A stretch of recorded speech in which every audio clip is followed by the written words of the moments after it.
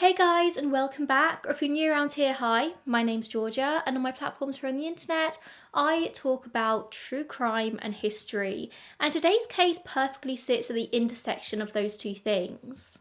Today we're going to be delving into the chilling history of Willowbrook State School on Staten Island, New York, an institution shrouded in tragedy and neglect. Willowbrook was a place initially conceived as a beacon of hope for individuals with intellectual disabilities. However, the awful reality would soon become overcrowding, abuse, and just horrific conditions for all of the residents. Some of them would also even become subject to inhumane hepatitis experiments throughout the 50s and 60s, forced to drink chocolate milk mixed with the feces of other infected children in order to study their immunity to hepatitis. Yes, really.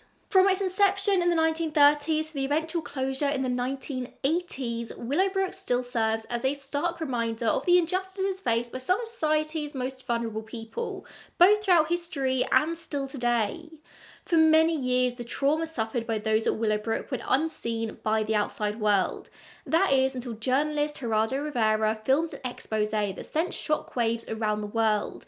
This had a huge impact on disability rights and advocacy, and it continues to shape conversations around institutional care and human rights to this very day. And I guess with a case like this, there's no better place to start than in the very beginning in 1938, when plans were drawn up to build a specialist facility for children with intellectual disabilities on Staten Island. The original conception of Willowbrook, with its beautiful fairy tale name, undoubtedly did have good intentions. This was the 1930s, and the understanding of intellectual disabilities and just disabilities in general was miles away from what we know today.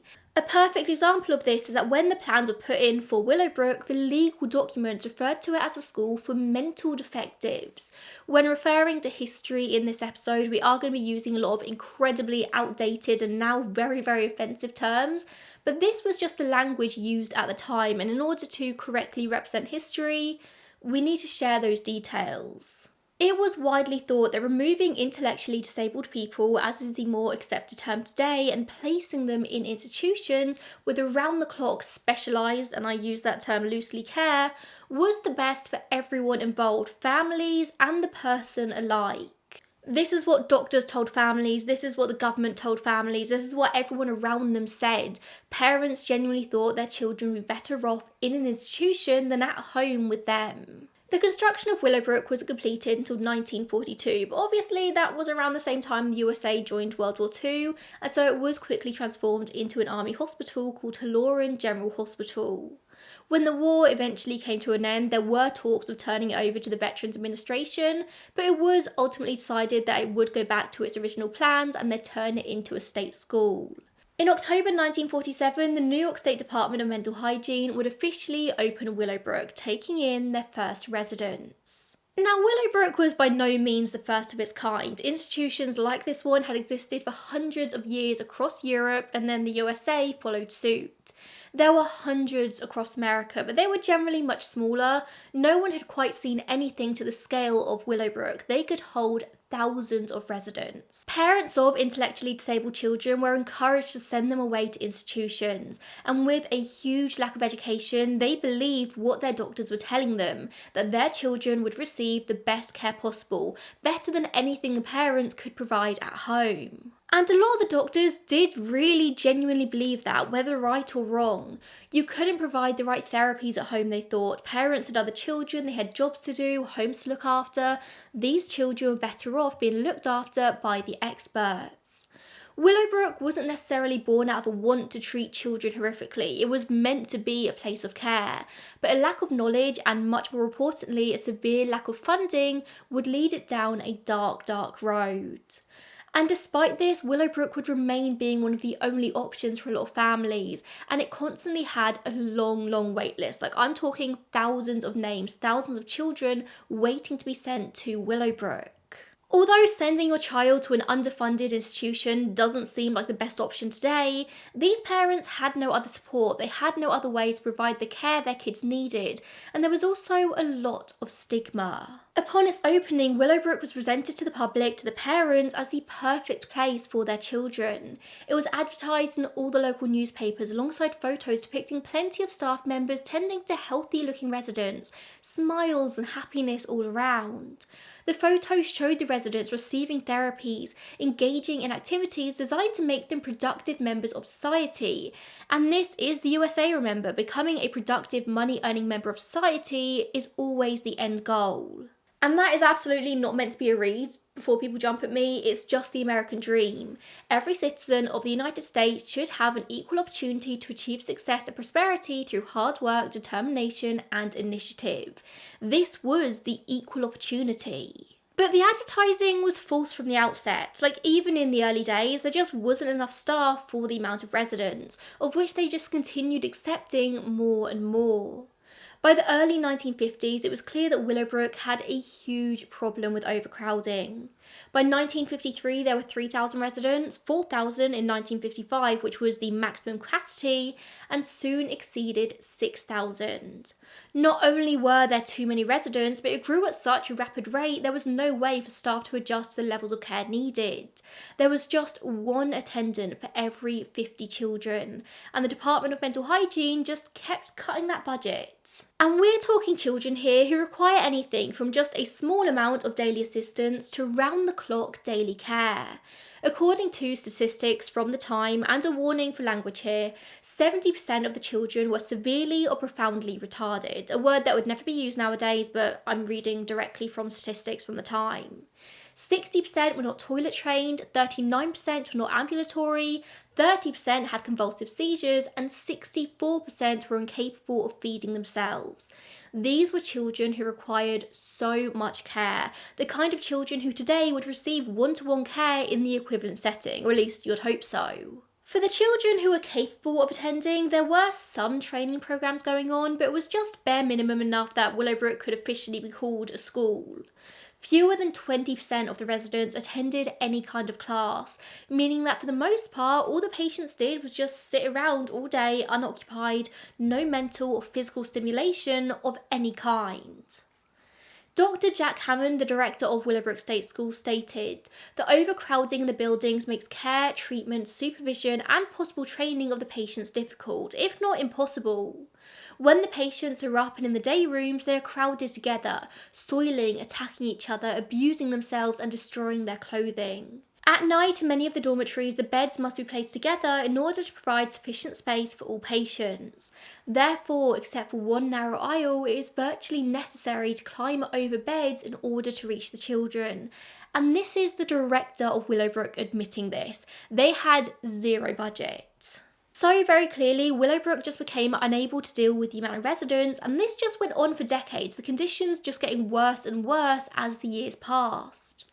Throughout the 1960s, the state of New York was struggling economically, so a hiring freeze was put in place. Willowbrook lost 600 employees through attrition. They were basically forced to cut staff. In the fiscal year of 1971-72, $630 million was given to the Department of Hygiene, which was cut down to $600 million and then again to $580 million. Willowbrook lost another 200 employees, and an already hopeless situation just became impossible. It was later said that for the place to operate effectively, they needed to receive about twice as much money per patient as they already were. They didn't have the budget, they couldn't do it. And I do want to stress here that none of what was happening on the ground at Willowbrook was necessarily the fault of the individual employees, like the staff members working with the children.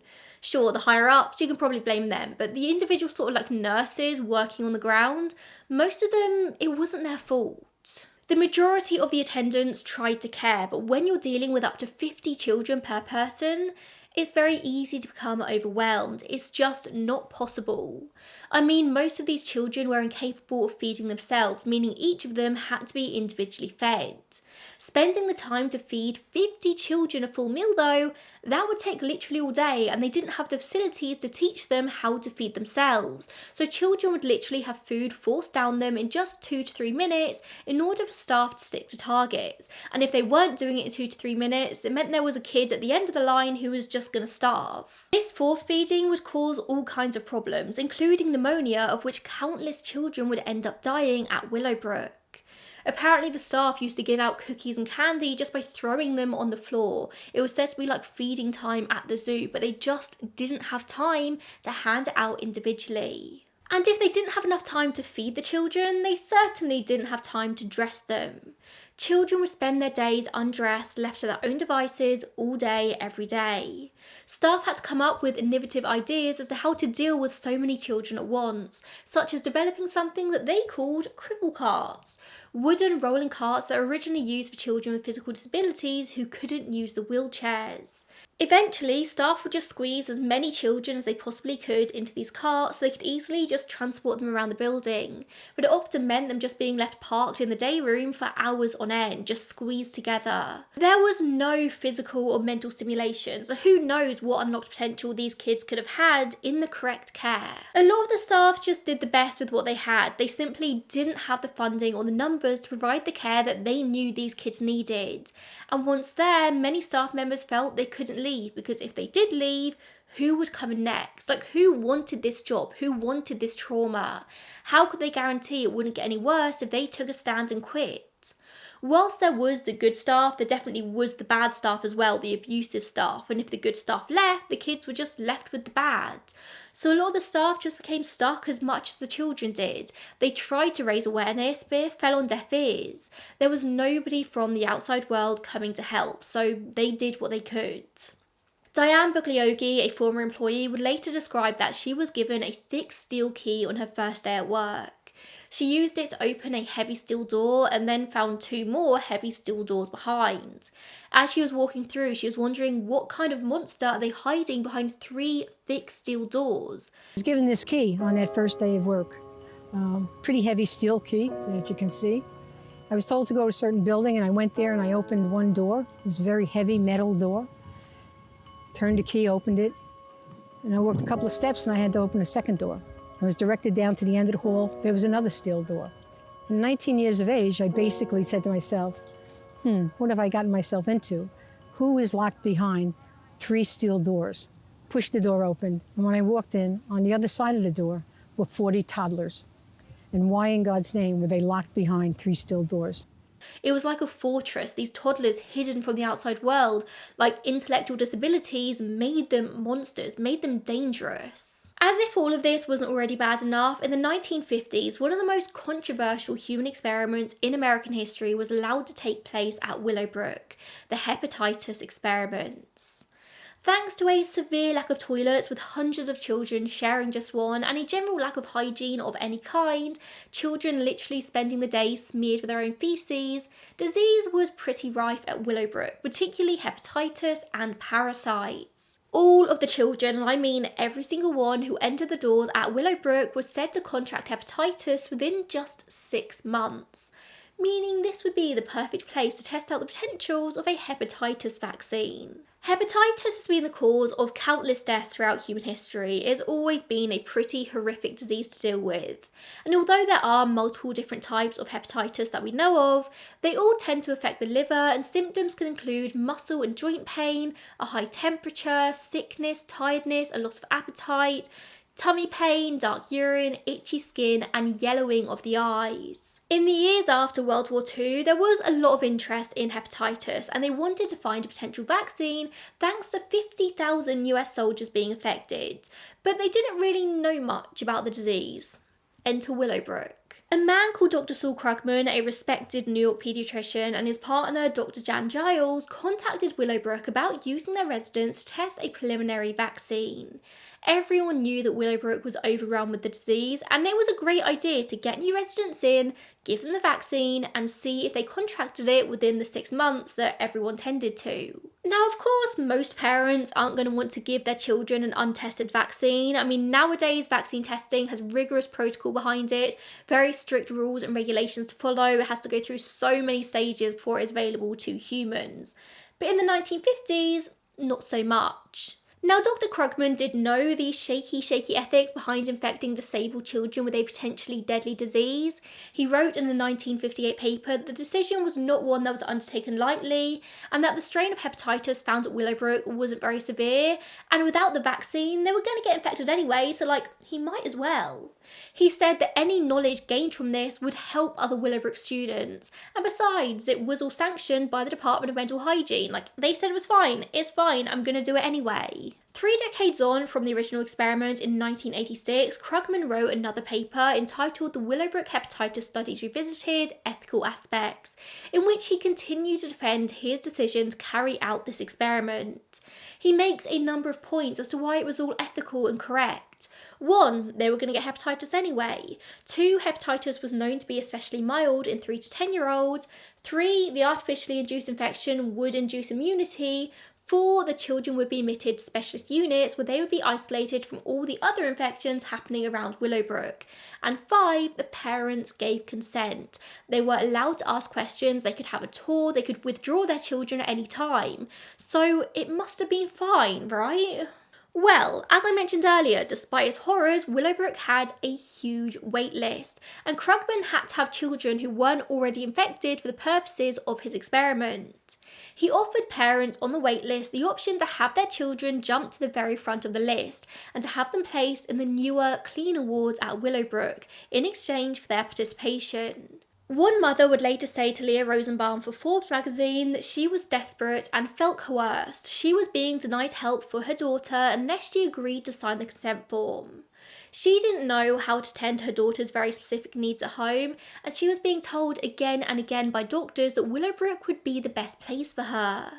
She also remembered being told that her daughter would get an antidote to hepatitis if she took part, and when she asked why the studies couldn't be done on monkeys, she was told it was too expensive. Yeah, as always, it all comes down to money. Using children to save some money instead of spending a little bit more and just do the studies on primates. I know animal testing is a huge contentious thing anyway, but when you're talking primates versus children, I don't know. The only reason Krugman and the Department of Mental Hygiene wanted to use the Willowbrook children to do this experiment on instead of primates was to save money. It wasn't any ethical quandary, they just wanted to save some money. So yeah, they found children on the wait list whose parents were desperate. They told the parents, if you agree to let your children be a part of this experiment, they will get the nicest rooms at Willowbrook. They'll be treated like kings and queens. You just need to allow us to do medical experiments on them. Krugman and his team would run several experiments on these children to try and create a vaccine. They would give them gamma globulin injections, which is a type of antibody containing blood plasma from those who had already recovered from hepatitis, put into those who had not yet been infected, in order to sort of induce some kind of immunity.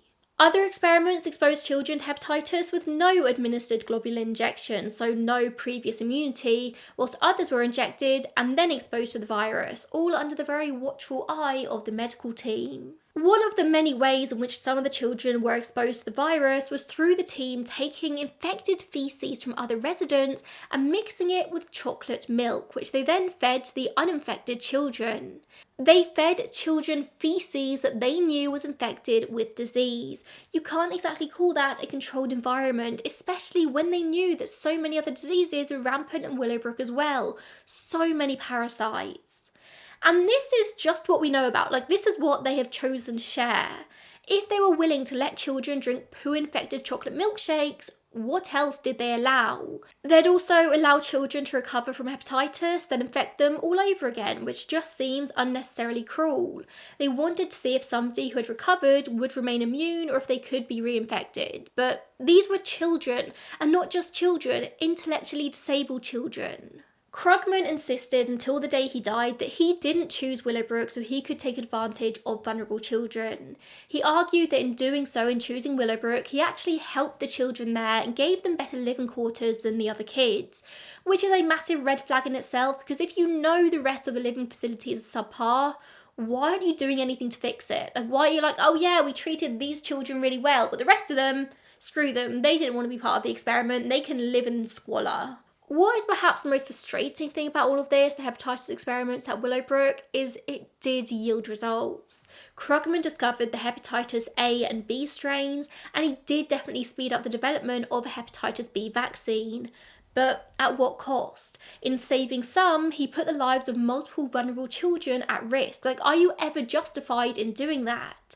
It's not like he's using adults who had consented, who understood and knew the risks. He used children, and intellectually disabled children at that, who would have had no understanding of what was happening to them.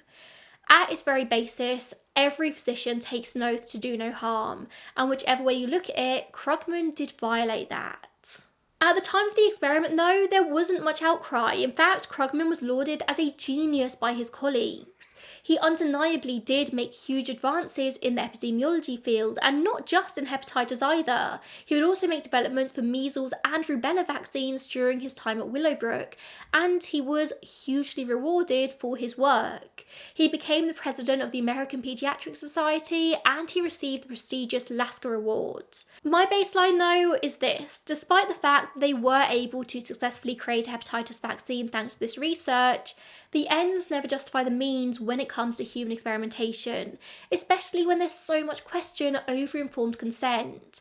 I don't know if you're ever justified in inoculating a child with an infectious virus that might kill them, even under controlled conditions. Celebrated vaccinologist Maurice Hilleman has since said that the Willowbrook studies were the most unethical medical experiments ever performed on children in the United States. And that's it really, isn't it? So that all happened in the 1950s, and there wasn't much outcry. Life at Willowbrook just went on. Alongside the hepatitis experiments, there were also programs of research on electroshock therapies, drug therapies, endocrinological studies, genetic diseases, and other communicative diseases such as rubella. Psychologists conducted research on residents' intelligence, therapies involving parents, the effects of institutionalization, and testing and assessment with special populations. Over the years, the conditions would just continue to get worse as the overcrowding did, and the funding was repeatedly cut. In 1965, Senator Robert F. Kennedy paid a visit to Willowbrook, and he found inhumane conditions. He said to the waiting media that it was a snake pit where children were living in filth and dirt, less comfortable than in the cages of a zoo.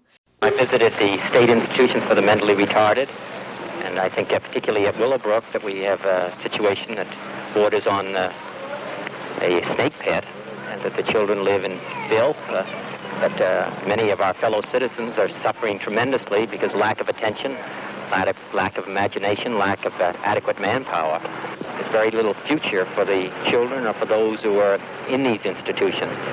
Both need a tremendous overhauling. I'm not saying that those who are the attendants there or the ones that run the institution are at fault. I think all of us are at fault. And I think it's just it's long overdue that something be done about it. He spoke of the tremendous overhauling that the place needed, and that it was long overdue that something be done about it. But nothing happened. For the general public, they didn't want to be thinking about Willowbrook. It was very much a bury your head in the sand type situation. What you don't know won't hurt you. Some of the parents of the children inside, those who hadn't abandoned their kids, and the staff though, had long been advocating for change, just trying to make people aware of what was going on. But without more funding, there wasn't anything that could be done. The turning point came around autumn 1971 when Staten Island Advance reporter Jane Curtin published a number of daily articles about what was going on at Willowbrook, for the first time bringing the truth about what was happening to the public. Photojournalist Eric Ertz went to visit the institution with her, and he took a number of very harrowing but powerful photos of what was going on inside. Jane had been contacted by two doctors at Willowbrook, Michael Wilkins and Bill Bronston, who had been screaming into the void for help for a long time now. The pair of them worked in Building 6 with some of the worst conditions imaginable and some of the most disabled children. They were stuck in the same position that so many other employees were. They knew the conditions were terrible, but they didn't have the funding to make it any better. If they left, who knows who would replace them and potentially make it worse. They needed to stay to try and protect the children as they could. They could only try and change things from the inside out. When they contacted Jane, they were overjoyed that she seemed to listen, and they personally let her and Eric in that day to see the conditions for themselves. They were appalled, Jane and Eric, and obviously Jane thought these articles might be the thing that finally brought around change. But no, still, nobody really believed what was going on despite the photo proof. Willowbrook, to the outsiders, was a wonderful institution providing help and hope to struggling parents. They were helping with disabled children. They were good people. Terrible things couldn't be happening at Willowbrook despite multiple people saying that they were. People just brushed Jane and Eric off as radicals. So when the articles themselves didn't have the desired effect, the staff at Willowbrook started encouraging the parents to unionise. And whilst many of the children there had been abandoned and forgotten by their parents, often on the advice of doctors who said that was easier for everyone involved, many of them hadn't been. Many of the kids still had parents who loved them very much. The parents would describe how they'd go to visit their children, but they wouldn't be allowed to ask any questions or see the living conditions. They weren't told what their children were eating, where they were sleeping. There was just this constant air of secrecy. But there was no hiding the smell of feces and unwashed bodies that just permeated everything at Willowbrook. Parents knew something was going on, but they were powerless to do anything about it. But the staff did realise that the only people who were going to be able to actually make a difference were the parents, so they encouraged them to get organised and start planning meetings to discuss what they were going to do. The director of Willowbrook at the time was Dr. Jack Hammond, and he heard about this after he was invited to appear and make a public speech against these conditions, and he refused. And not only that, he then sent a notice round to all employees saying that if they attended the parents' meetings, they would be fired. But Mike and Bill, the two aforementioned doctors, continued to attend, and true to his word, Hammond fired them. However, the administration did forget to get their keys back. So now they didn't have to worry anymore of losing their jobs. It had already happened, so they could really go all out with trying to raise awareness of what was going on. The next day, Mike Wilkins called his friend, journalist Gerardo Rivera, Eyewitness News, and he told him what was going on. And Gerardo agreed to film an expose documentary about the conditions. With the key they still had, they turned up to Building 6 unannounced and just let themselves in one day, film crew and all. What Gerardo would describe was just horrific. There were children lying on the floor naked and smeared with their own feces. It smelled of filth, disease and death, and he saw things in there he would never be able to forget. He talked of children on the floors fighting over scraps of paper, screaming for attention. Children who were clearly suffering with huge trauma. As you can probably imagine, once the powers that be at Willowbrook heard about what happened about journalists coming in and filming, they were not happy. Just 2 days after the unofficial visit, Gerardo was invited back for an official visit, and this time he found children fully clothed being shown plenty of attention and being properly attended to. Conditions were improved, not good, but improved, and they were assured that this change was definitely permanent. But knowing that this likely wasn't the case, Gerardo and his team then turned up for a third time, again unannounced, and the third time they found the conditions exactly the same as the first, just squalor and terror. By the time they got back to the newsroom, there were a number of calls from New York officials accusing them of trespassing. They were threatening lawsuits for violating the privacy of residents, all sorts. But as Bernard Carabello, a resident at Willowbrook for 18 years, would later say, there was no privacy at Willowbrook. It just didn't exist. These journalists coming in and filming it wasn't affected any privacy because privacy wasn't a thing there. I was appalled. It was beyond belief how horrible it was, how filthy it was. It's hell on earth. It was really, I was an experienced person, very urban, very savvy, did all kinds of, drug abuse stories, and, I was a tough guy.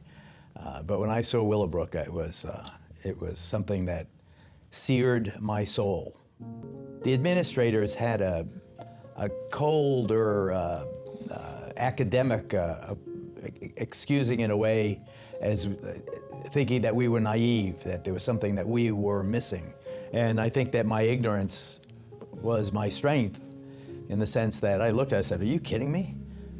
You have children unattended and smeared with their own feces and wailing under the sinks, their pants down around their ankles, eating slop. What is it that I don't understand? The conditions again was every time they cut but more and more. I got back to the Eyewitness newsroom, and there were a barrage of calls from New York State officials angrily denouncing our trespassing and threatening lawsuits, and without authorization violated the privacy of the residents. But there's no privacy anyway. There was no privacy anyway, very eloquently stated. They lived, everything, all communal. So to his credit, Al Primo, the director of Eyewitness News, and the assignment editors said, okay, they suspended judgment. The film came back from the lab. They saw the film. Everyone's spine stiffened, and they said, we're going to go with this story. It changed the world. Despite the threats from the officials, and I'm talking threats from like New York State, like not Willowbrook itself, like it went above that because New York State were the ones funding this, Eyewitness News decided to go ahead with the story anyway, and they aired it. And finally, for the first time, people paid attention. There was no denying the video footage, the obvious emotions of Geraldo, the lack of care these children were receiving. For the very first time, it seemed like finally something could be done. But what could be done? I mean, money would help, of course, but no amount of money was going to fix what had already happened. No amount of money was going to change the fact that this was essentially a prison for kids, that all these intellectually disabled children, and some adults by this point, had needs and requirements on all ends of the spectrum. They needed specialised care and help. An institution like Willowbrook was essentially a prison. There was no help for them. No, people realised that Willowbrook needed to be shut down. No amount of money was going to make enough of a change. But even Bernard, with his tragically eloquent plea for help, doesn't really understand that what Willowbrook needs isn't more money. More money would certainly help. At least the kids would have clothes and they'd be cleaner than they are now, but they'd still basically be human vegetables in a detention camp. What we need is a new approach. We have to change the way we care for our mentally retarded. We ask for change, we demand change. What you've seen here just doesn't have to be this way.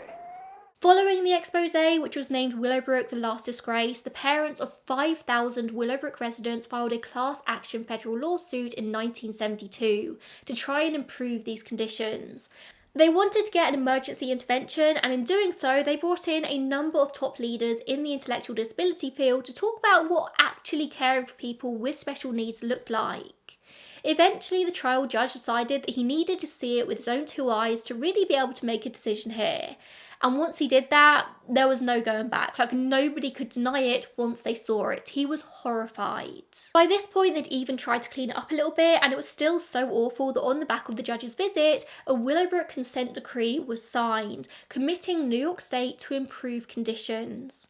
By this point, they'd actually already changed the name of Willowbrook to the Staten Island Developmental Center, but it just didn't really stick. Like, they wanted to have like this image PR overhaul. Wasn't going to work.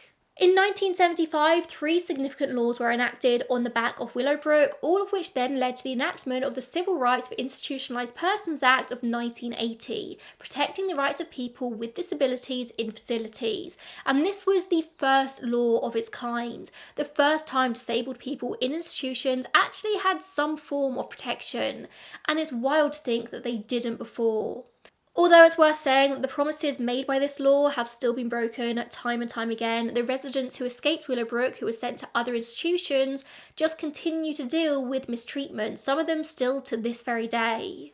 The Times reported in 2019 that there have been 97 reported allegations of physical abuse by group home workers against Willowbrook alumni, as well as 34 allegations of psychological abuse and hundreds more of neglect and other mistreatment, like improper use of restraints or seclusion, medication errors, and theft. So it hasn't got any better. Although the expose and lawsuit happened in the early 1970s, Willowbrook would remain in operation for many, many more years. In 1983, it was announced by the state of New York that they did have plans to close Willowbrook, but it would still be a while before that happened. They couldn't exactly just turn the residents out onto the street, they had to find new placements for them, new homes. By the end of March 1986, there were just 250 residents left, down from the 6,000 at one point, and the last children left on the 17th September 1987. Finally, after 50 years, the nightmare had come to an end. Except it hadn't, because for many residents, they'd never be able to forget the horrors they experienced at Willowbrook. One such person who's spoken out a lot over the years and dedicated his life to advocating for disability rights was the aforementioned Bernard Carabeo. He was born with cerebral palsy, but he was misdiagnosed as having an intellectual disability, and he was sent to Willowbrook by his mother, who was a single parent to 6 children at age 3. He would spend the next 18 years trapped within the walls of Willowbrook. He saw everything that went on firsthand. For Bernard and for many others who didn't have intellectual disabilities at Willowbrook, they were actually fully able to comprehend the horrors of what was happening in a way that many of the children with intellectual disabilities might not have been able to. But this was all he knew. Like, he was here from the age of 3 to 21. This was his childhood. In 1972, when Gerardo came in with his team, Bernard was the one to let the cameras in. Being 21 years old now, he was actually able to check himself out, so he went to Bill Bronson's house where they conducted an interview, and Bernard shared his story firsthand. And it's actually one of the most powerful parts of the documentary. I'll leave it linked down below. How long have you been at Willowbrook? 18 years. How long were you given physical therapy in school? 5 years. Are you still going to school? No, Why? I'm over age. You're too old? Yes, Would you like to go back to school? yes I do. What would you want to learn if you went back to school? Bring up my reason more. Learn how to read. Right. How is it living on the ward that you live? Disgrace. Is it disgrace? Yes. Why? The conditions are getting worse every time they cut the budget more and more. After that, he never ever returned to Willowbrook again. He was free and decided to dedicate his life to fighting for others like him, inspired by the civil rights movements of the 60s and 70s. To many people, Bernard became a symbol of possibilities, showing the parents of disabled children that there was hope, something that medical professionals rarely shared. Disability of any kind might mean you need to have allowances made. It might mean that your life looks a little bit different from that of abled people.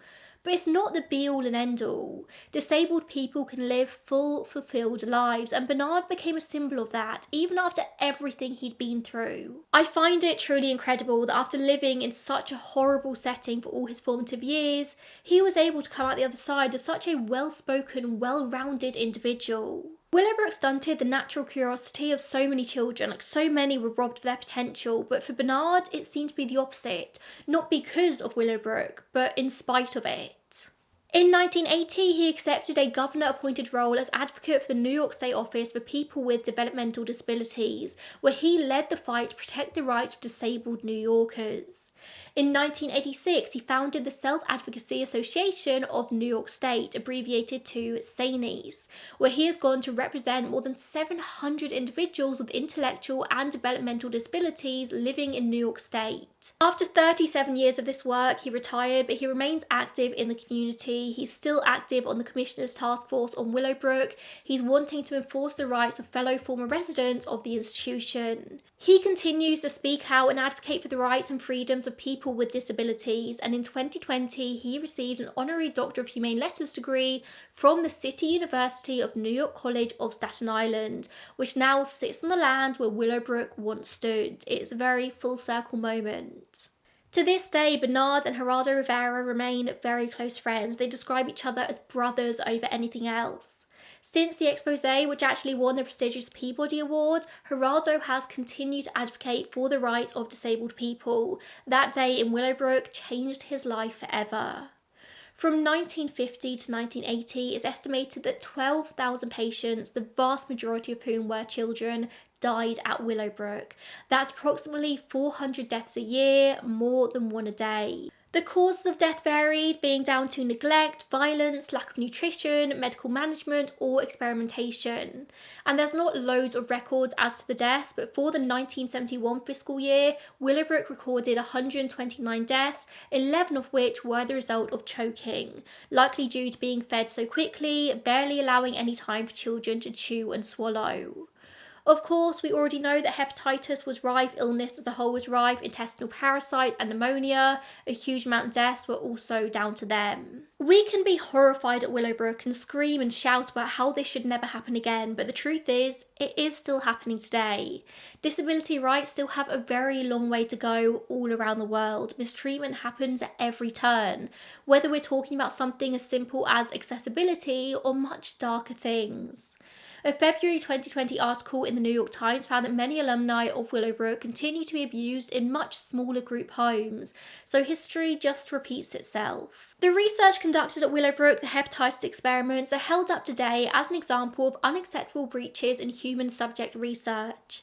The scandal that did eventually come on the back of this successfully blocked medical research at Willowbrook through a 1973 US District Court ruling, often cited as one of the main reasons there are now federal ethical guidelines for medical research, so this should never be allowed to happen again. Today, as I said, the University of New York College of Staten Island sits on the former land of Willowbrook, many of the former buildings now holding classes to teach people about how to avoid things like this happening in future, dedicated to educating people.